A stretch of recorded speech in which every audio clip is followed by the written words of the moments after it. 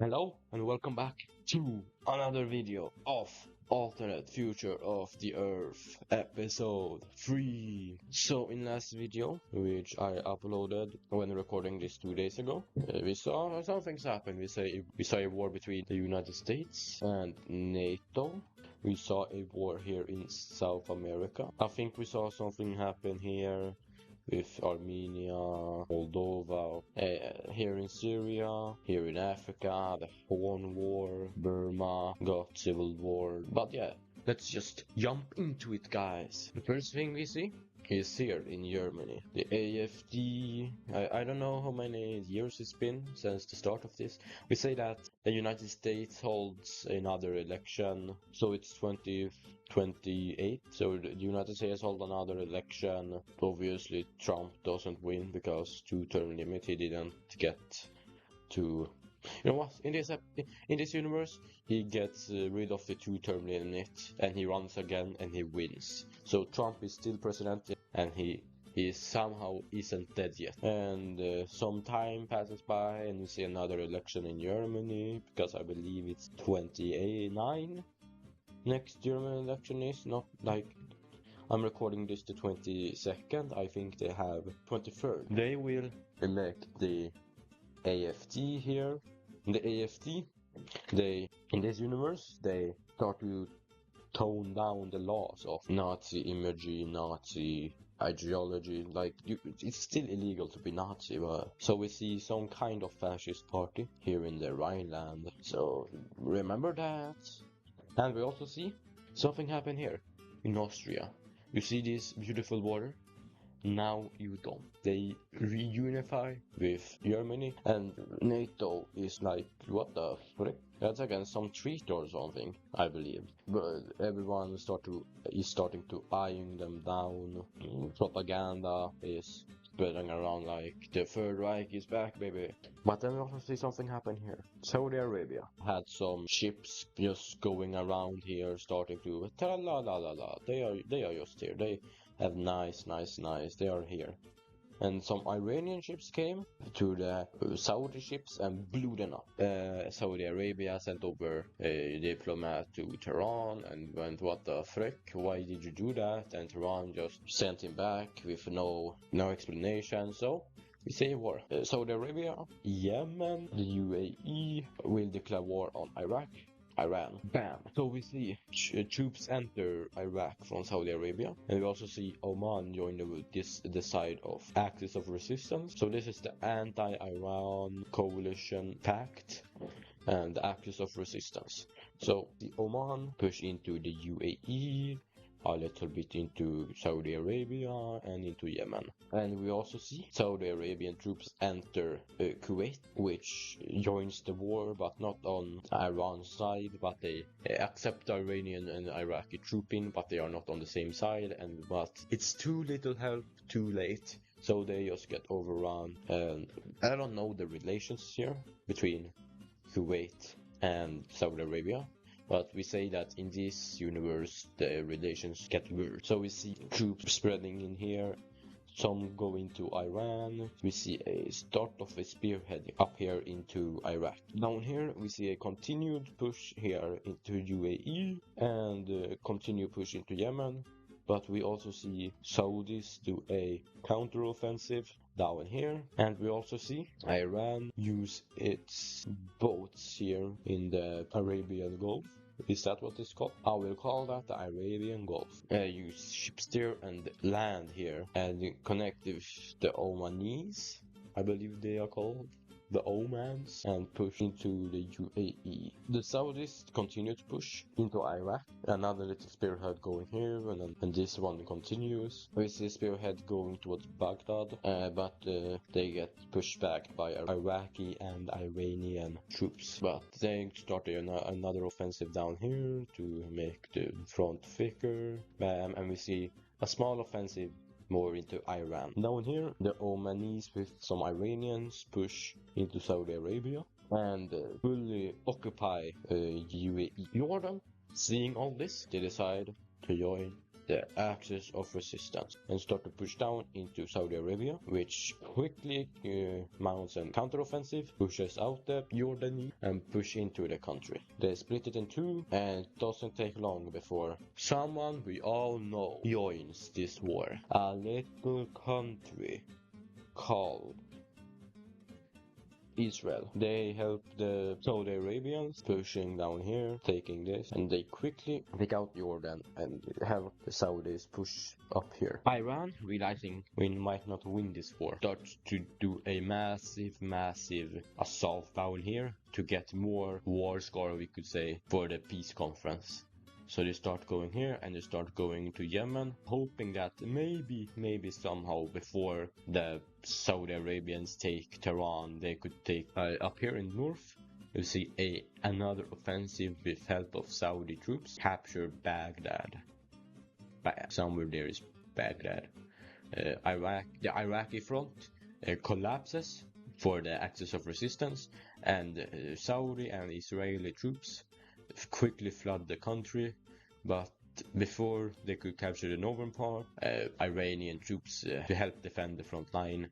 Like, there's maybe 25,000 more Iraqis fighting here. The war looks pretty grim, and we actually see a counter-offensive by Saudi troops going down here to liberate some sand. They start to liberate the UAE too and do a spearhead this way and start going into Oman. The Omanis, realizing we need to reorganize the front line, starts to withdraw some troops here from the UAE and from Yemen, and they take those troops and push out the Saudis. And now, like, the Omans see the writing on the wall and they leave the conflict. The only thing they needed to hand over is this part to the UAE, but there are still some Iranian troops left in the UAE, which quickly gets dealt with. Saudi Arabia relocates some troops from the southern part of the country because, yes, we see more Saudi troops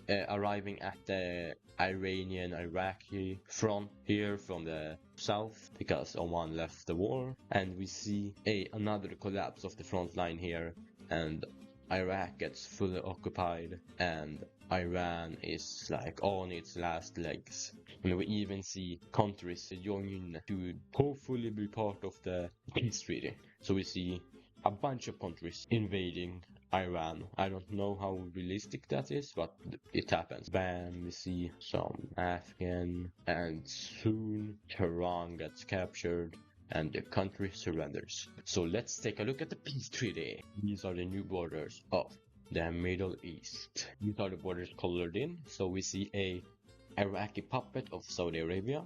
Iran is fully autonomous, so they just have some changes in government. Israel gets a little bit land of Jordan. Turkey takes northern Iraq and a bit of Iran. We see Armenia push down into Iran, and we see, and we see Russia also push down. We see Turkmenistan push down a little bit more. It was like this at the beginning. Afghanistan push a little bit to the left, and we see Pakistan also push a little bit. And of course the UAE got this part. Now let's take a look at another conflict that I think might start soon. We see the leader of North Korea, Kim Jong-un, die, and his sister die in some assassination, and then a new leader gets elected, and he declares war on South Korea. Bam. I don't think we have done anything here except in this part of Asia, except for Taiwan and Burma, and we see Japan come to the aid of South Korea, and we see China being on the side of North Korea but not in the war. They just send over equipment, aid and such. Same with Russia, but they don't send over equipment. They just, I hope North Korea wins. We see a bunch of small countries down here being on the side of sending, that's cool, being on the side of South Korea. Or we can actually change this one a little bit. Vietnam is like, they send so made. They aren't too important, but they want South Korea to win. Kinda like Russia, but they still send over something. So we see North Korean troops enter South Korea a little bit. Then we see South Korea actually pushing out, and another offensive by North Korea going down. I think Seoul is here. So they capture the capital and push down. The front line gets destroyed, and we see a repeat of the Korean War. Some 80 years later, the Japanese start to come and they start to push back the front, taking over here, and a little bit here. North Korea sends over some peace, like we want peace now, we won't take land. But South Korea will react and start a spearhead up towards North Korea, and they start to liberate their own country, take over Seoul again, and it doesn't look that good for North Korea. That's when China officially joins the war. We see some thousands of Chinese troops comes into North Korea and into South Korea and starts to push down into South Korea. It doesn't look that good. And that's when the Philippines join the war and start to distract China with ships down here, and still doesn't look that good. We see just this small piece here left of South Korea. But that's when someone else joins this war. Someone named Israel. I'm joking. And India joins this war because they hate China even more in this timeline than they do in our real timeline. We see some Indian troops enter China here, and yeah, we see Burma, if its communist government join this war. Right, we see a bunch of South Asian countries join. We see Thailand join on the side of Japan because why not? Laos join, and Cambodia join, or China, and we actually see Vietnam join this. So with the help of Thailand and Vietnam, they go into Cambodia and get here. And we see Thailand take this little panhandle that Burma has and push into here and a little bit into Laos. Same with Vietnam, they get like this, and a little bit into China. With distraction down here, we see Japanese and South Korean troops push more into South Korea again, and so we see more Indian troops enter, even into Burma. We actually see Bhutan join this war because China has some claims over them, and they go guns blazing with help of Indian troops. And we actually see now Pakistan join the conflict on the side of China, and they push into India. The Indian, Japanese, South Korean, Filipino, Vietnamese, the Thai leader and the Bhutan leader meet up in meet in the capital of Philippines to talk about the war. And they talk about if they were to win this war, this is how the borders would look like. Back to the conflict. We see more Indian troops, but they halt because Chinese defenses. India starts building up its military industry, and now it has surpassed the United States in military production, at least. Maybe not quality, but production. They are producing more guns, artillery, planes, bombs, tanks, drones, HIMARS, other military equipment than China, than any other country on this earth. We see Vietnam and Thailand connect with each other, and we see Laos gets overrun, and Cambodia gets really small. They are on the brink of capitulation. More on this front, we see Pakistan continue its offensive in here. They start to bomb cities here, military thingy-mappingis. And in the Korean Peninsula, we see yet another counter-offensive by South Korean and Japanese troops, and they reclaim South Korea. Back to South Asia, Cambodia capitulates, Burma gets really bad, and Thai and the Vietnamese troops encircle Laos, and they quickly surrenders. On the Pakistani front, we see another offensive taking this peninsula down here, and more pushes. They push over here. They do mountain warfare and connect here with China. Even they were connected here, but now they are connected here. Yes, here in South Korea, we see a naval invasion happen here. They start to reclaim here and even start to go into North Korea. The southern front in South Korea makes spearhead, and they connect with the naval invasion. They do some encirclement here, take off these, and they capture Solagan. Here in Pakistan, we see an Indian counteroffensive down here into this peninsula down here, and they reclaim it and they do things. Yes.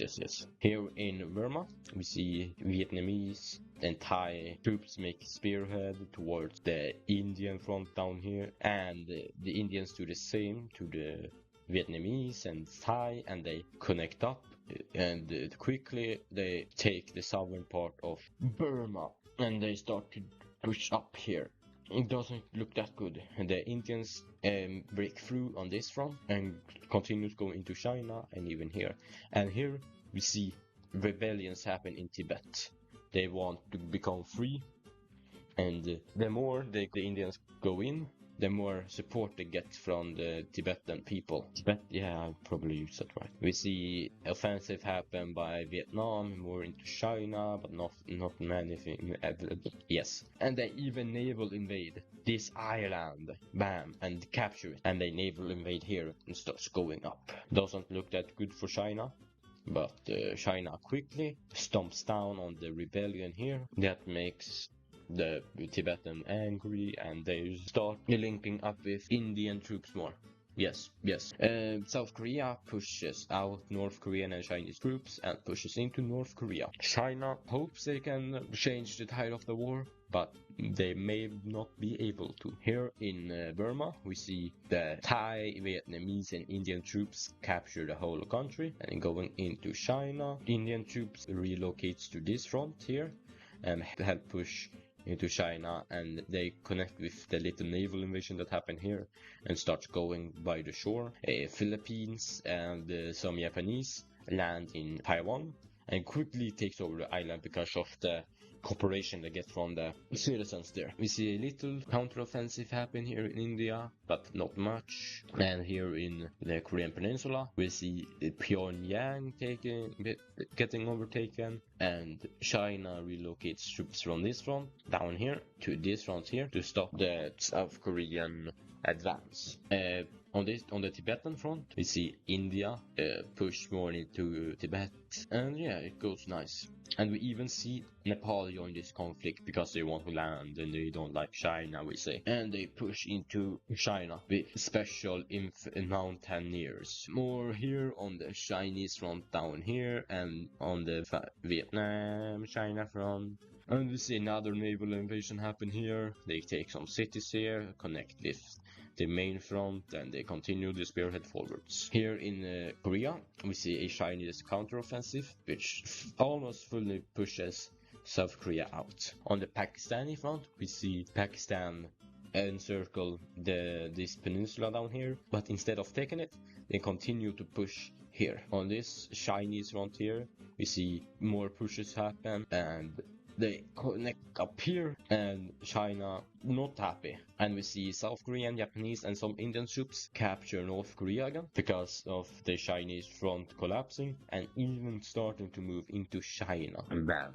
China scared, relocates troops from this border down here, up here, and we see a big offensive down here happen. And bam, we see, like, oh my god, they captured so much land, and it takes so much time, but it doesn't. You may think that, oh, this just happens in months, but this offensive down here took a year.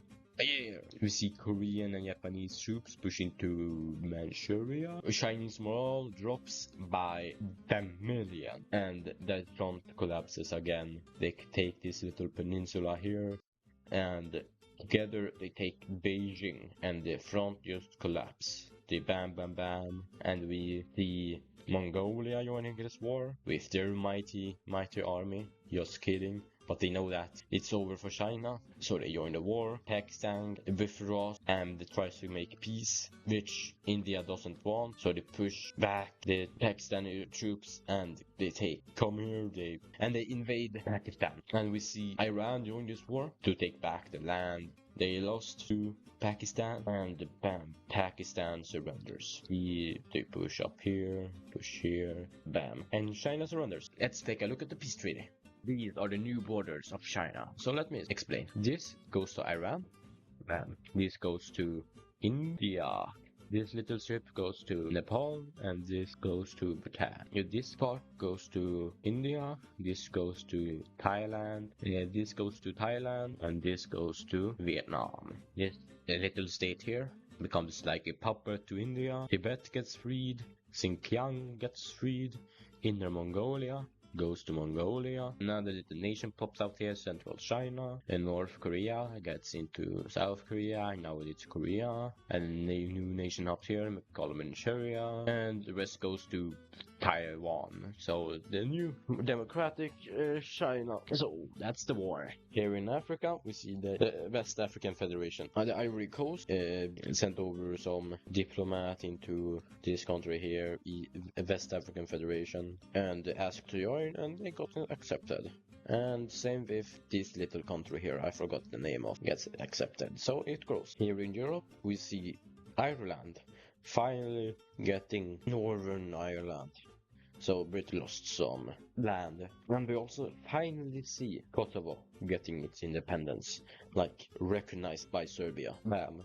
Sorry, Serb bros and sisters in the watching. Maybe I don't know if any Serbs will watch this, but they hold great relations between each other and even start a alliance with each other. In Africa, here in Central Africa, we see a war, a great African war between the Congo and Angola. And on the side of Congo, we have this little nation here, Zambia, Tanzania, that one country. And on the side of Angola, we have this little country here, the Under Congo, Scar, South Sudan. Which brings in Sudan, which brings in Ethiopia, which brings in Somaliland, which brings in Kenya, which brings in Uganda, which brings in Melania. This is the war, a great war. By the way, the casualties on this war here was like 25 million. Here we see Congian troops push into this little enclave of Angola. Here they keep going down here. We see Tanzania, I think that's what it's called, and Congo push here into Zambia. I think it's Zambia, I think it is. I may be wrong. Push here and they connect here and push down. And some Congan troops push down into Zambia and Angola here. On the Ethiopian front, see Ethiopia. Push into Sudan, which Sudan pushes into the CAR and South Sudan, and we see Congo push into the other Congo, and we also see Gabon, or what this is called, join the side of Congo and push into the other Congo. Very nice sentence there. And the other Congo capitulates very fast, but we see CAR push down here into blah blah blah. Yes, we see a continued offensive into Angola from the Democratic Republic of Congo, and we see Namibia push up into the Congo, not the Congo, into Angola. Ethiopia continues its push into Sudan, taking the waters, the shores here, and we see Egypt join, but on another side. They also push down into Sudan. Kenya takes some of its troops and pushes into the Somali part of Ethiopia. And we see Uganda push into South Sudan. And we see the Congo do a counter-offensive into the Central African Republic, and soon the front lines collapse for them because they only have their own troops, and bam, they capitulate. And the Congo helps Sudan and Uganda to push into South Sudan, which is protected by Ethiopian troops. Here in Angola, we see a continued offensive by Namibia, which gets salted by Angola, and Namibia gets pushed back down, but still occupy part of the country. We see the Congo push into Zambia more, and they split it in half. And this doesn't take long for the northern part of Zambia to capitulate, and this little country called Malawi Valalela. I said that correctly. Here in Ethiopia, we see a push into Sudan from the continued push, and we see Ethiopia capture the capital city of Sudan, which capitulates Ethiopia being on retreat on the southern front, and they actually make a deal, the red side, the Congo coalition, to white peace with them and just take parts of Sudan, which they agree with. Egypt do the same peace, but I will make these borders after war because I don't want to confuse myself. On the southern frontier, South Sudan still gets invaded and they capitulate also. But we see Kenyan and Democratic Republic of the Congo and Congo troops leave Ethiopia. Down here in Angola, we see another offensive start by Congolese troops, and they also go into Zambia, which capitulates, and we see Namibia start doing a offensive down here into Angola, and Angola capitulates too. So let's look at the peace treaty. These are the borders. This goes to Tanzania, this country, and actually these guys gets this Mavalia, blah, blah, blah, blah, this little country gets incorporated into Mozambique, and this into Zimbabwe, I think it is. Bam. Angola is left alive, free autonomously, so no puppet here. This goes to Ethiopia. These are the final borders, and this goes to Egypt. These are the final borders.